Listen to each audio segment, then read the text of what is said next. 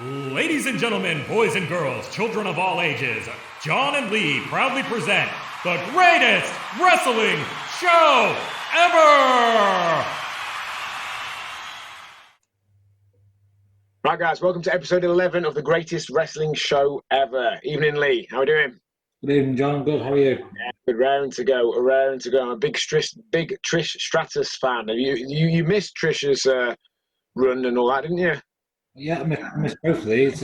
I'd say this, out of all the matches we've done so far, I know there's been quite a few where I've known very little. I'd say this one above all, I know the least about all the people involved. Well, good. So you're in for a treat then, mate. You are in for a treat. So we're at Unforgiven 2006 on the WWE Network, September 17th, 2006. We're slightly before the Trish versus Lita chapter because that starts as the entrances begin. We've rewound a couple of minutes back to 1 hour, 33 minutes and 30 seconds into the pay-per-view, which is about to start the recap video. So 1 hour, 33:30, playing in 3, 2, 1. Cool, so going into this, Lita is the champion, and if I remember correctly, Trish retires after the end of this match, irrespective of what happens. I'm fairly sure that's the case. I think Trish's last match as a full-timer. So you missed out, really, Trish. Trish was one of the major... Oh, they're showing now, but this is a recap of Trish's history. She came in as part of manager of a tag team called TNA, as in, you know what TNA stands for. Indeed. Yeah, well, it stood for Test and Albert. It was Test, but went on to become A-Train, is now Matt Bloom, the head coach at the Performance Center. Okay. Trish came in as manager of TNA in a clever little joke, but then she started wrestling and went on to be a good wrestler.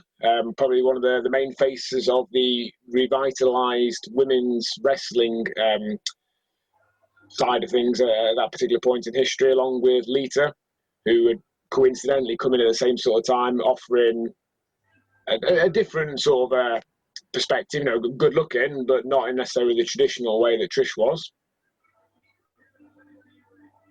So I think coming into this, Trish is a former 5-time champion, because I'm fairly sure she ends up as a 6-time champion, and she, spoiler alert, wins it in this one. That's a spoiler. Sorry. So she's chatting to Carlito backstage. You'll have missed Carlito as well, won't you? Yeah. Carlito came in, I want to say, about a year or so before this. I think he won the US title on his debut, if I remember correctly. And what Carlito did is he chewed on an apple and then spat it at his opponent. Well, that was his thing. Yeah, that's the gimmick. Apple chewer. Interesting. So showing the build-up to this particular thing. Oh, did you see that? Lita landed on the outside from that tope.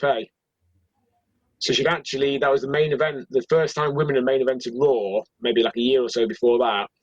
Trish was on the outside. Lita went for a tope, a dive through the ropes, and I don't know if you saw it then. She lands like face down, but with her legs folded over, almost like a crab. So she finished the match winning the title from Trish in that main event, but then had to vacate it afterwards because of the back injury she'd suffered on that dive. Crikey. When Trish first started, she was very much eye candy, but like I said, worked hard to become a competent, at the very least, wrestler. And a lot of the major improvements to both her and the rest of the women's division around that time is put down to Dave Finlay, who we saw in last week's Money in the Bank ladder match. Yeah. For a period, he was in charge of the women's division. That was when he wasn't wrestling. He'd still recovering from an injury that caused him to retire a couple of years before then coming back as an active member of the roster. So this actually takes place the same year. This is 2006, the same year as that Money in the Bank. So actually, by this point, Dave Finlay is an active member of the roster, but for the years preceding that, he'd been in charge with the training and development of the women's division. So at this point here, then, there's only one women's championship brand. Yeah, that's right. Yeah, so a couple of years after this, they brought in a second one, which they call the Divas Championship, so as to differentiate it from the Women's Championship.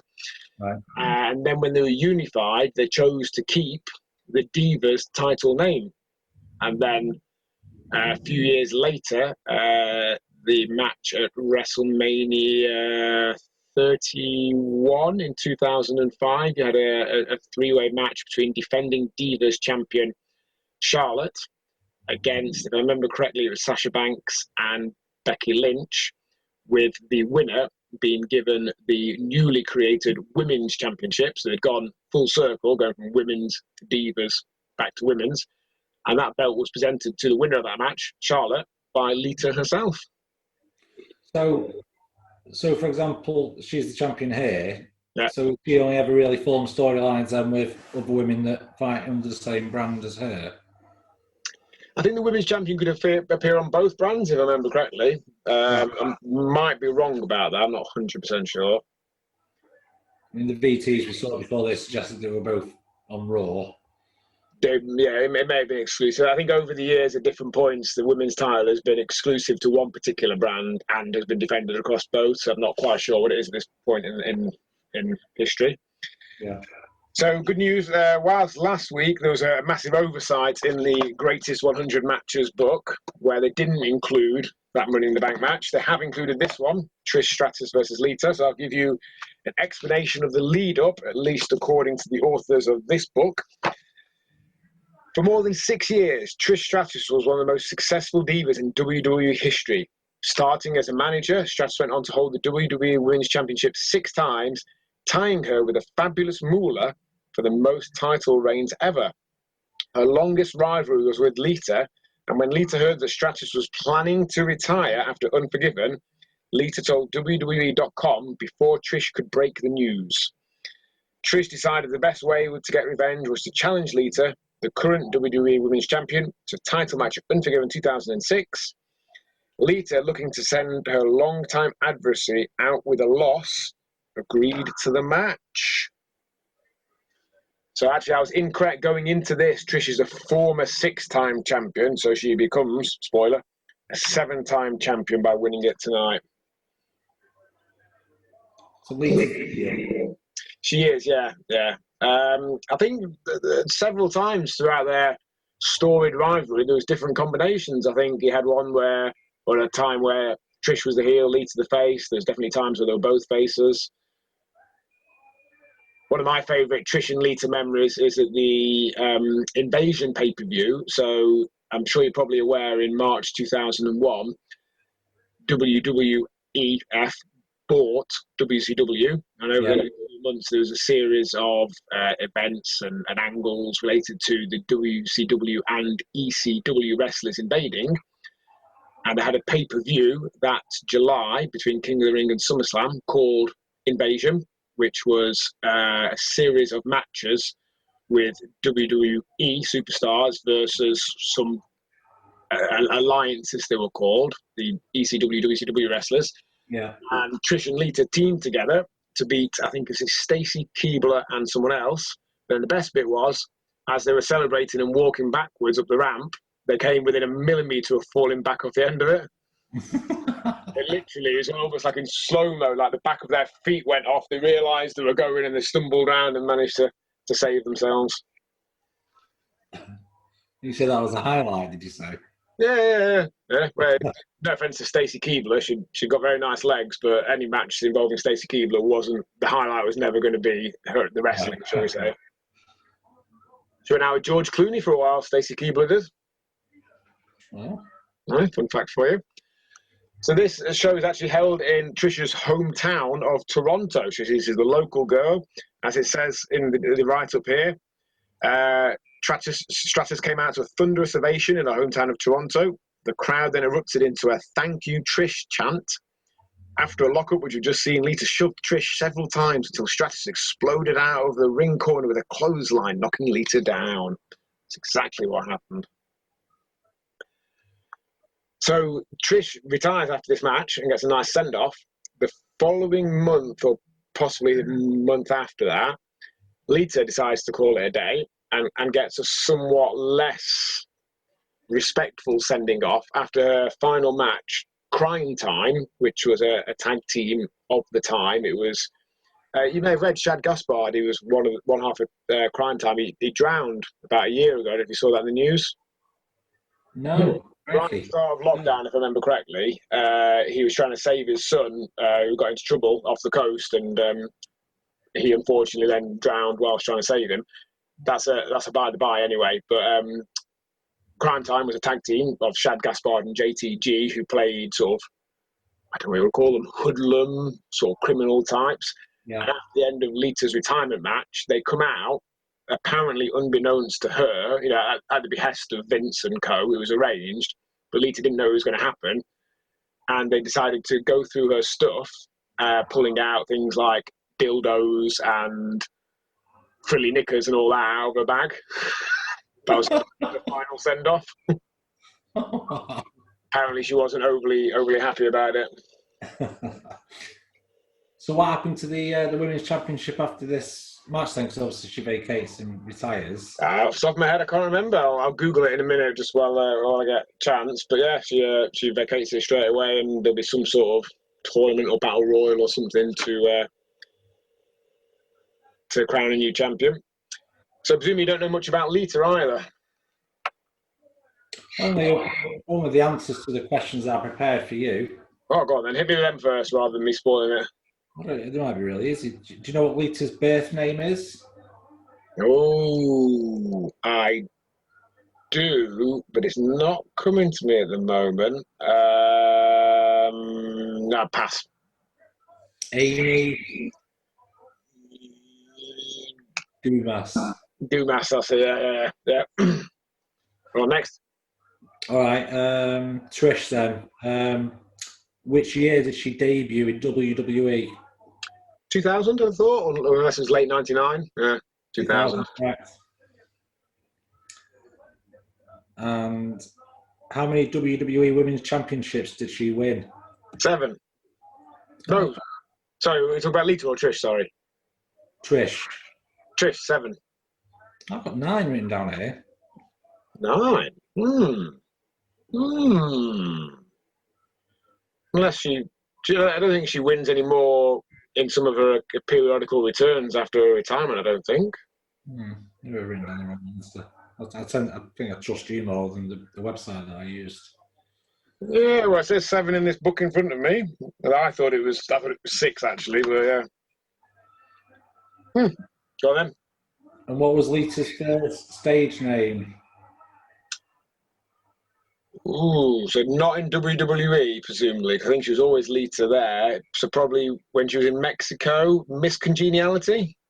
Angelica. Angelica. She was also Miss Congeniality at one point, so named after the Sandra Bullock film that was out at the time. So she'd actually debuted in Mexico and then made it to WWE shortly afterwards, Lita had. And she initially managed a Mexican wrestler called S.A. Rios. I vaguely remember him appearing on Heat with her as a manager, but she was quickly shifted over to be manager of Matt and Jeff Hardy, and collectively between them they became known as Team Extreme. She definitely fitted in the young, funky-looking, slightly grungy, daredevil sort of gimmick and lifestyle they got, and she started going out with Matt Hardy. I don't know if you know that. They were partners for quite some time until... They featured a lot when I was researching questions for you. Until Edge got involved. Do you know about that? No. Edge and Lita. While Matt was off injured, Edge started banging Lita. As in not work, this really happened. I know. Full genuine, proper banging. And Matt went a bit off the trolley. Matt's, from my understanding of what I've seen of him, is a little bit of an emotional guy. And when he found out about it, he didn't react quite as well as he could have done, particularly on, not on social media because that didn't exist, but on websites and forums and what have you. And he actually ended up getting sacked, which is possibly a bit harsh. He's the one that's been badly done by in that situation. So he was briefly sacked and then brought back in what they tried to make look like a work. So he ran out of the crowd and attacked Edge, calling him Adam, his real name, trying to make it look realistic. Yeah. And then Edge absolutely crushed him in their feud. Yeah, it was brilliant. That's harsh. You can be as prick as much as you like, fuck people over and all that, as long as you can earn them some money.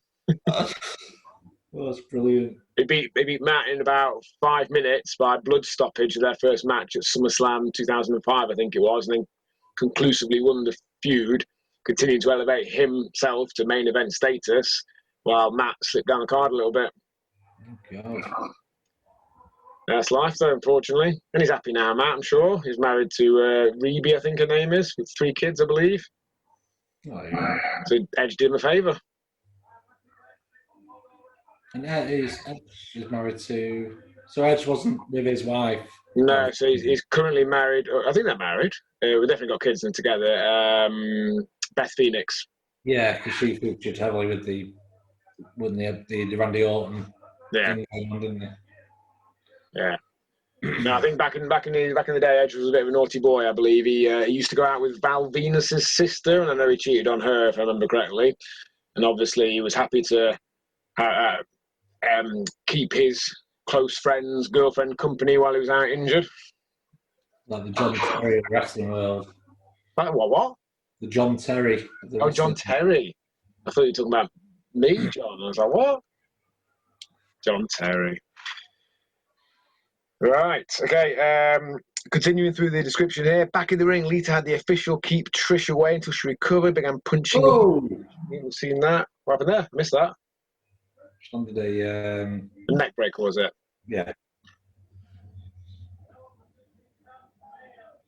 In front of me, I've got here the top 10 Trish versus Lita matches. So it's got a street fight they had on Raw in 2000, a match on Raw in 2004, strap match in 2000, New Year's Revolution 2005 singles match, Bad Blood 2004. I can't remember any of these. I think presume this is going to be number 1. Unforgiven 2006, number 4. Yeah. The 4th. Oh yeah, Hurricane Rana off the top. Okay. They put down Royal Rumble 2008, which was 18. Sorry, was the first ever Women's Royal Rumble, and both Trish and Lita came back for that. So I wouldn't really class that as their match as such. And then they both came back for a tag match at Evolution, the first ever all-female, well, the only ever all-female WWE pay-per-view. In late 2018, Lita and Trish joined forces to face Alicia Fox and Mickie James. And funnily enough, Mickie James, my friend, is married to Mickie James. Isn't that funny? Anyway, so the number 1 match they've got is headlining Raw for the first time, 2004. That match where Lita did the tope through the ropes and ended up hurting her back. I've got down in front of me the total match stats. Do you want to have a guess how many times Lita and Trish wrestled each other? She's the sharpshooter. She's in Canada. That's what you're doing when you're in Canada. Well, sorry, I keep forgetting we're on the podcast. I'm getting drawn into the match here. So, do you want to have a guess how many times Lita and Trish have wrestled each other? 86. How many? 86. Oh, 76. I thought you got it right for a minute. Oh, she's tapped. She's gone. Yes, they've wrestled each other 76 times. Trish has won 19. Lita has won 56. I did not realise Lita had won that feud so comprehensively. With 76 matches, Lita is Trish's 4th most wrestled opponent. Far and away, the top 2 are Victoria, who she wrestled 208 times, and Molly Holly, who she wrestled 165 times. Interesting. She wrestled Vince McMahon once down at number 90. Vince McMahon she wrestled. I don't recall that. No, Andrew, why is she retiring here? Was it recurring injuries or? I think just felt that she'd.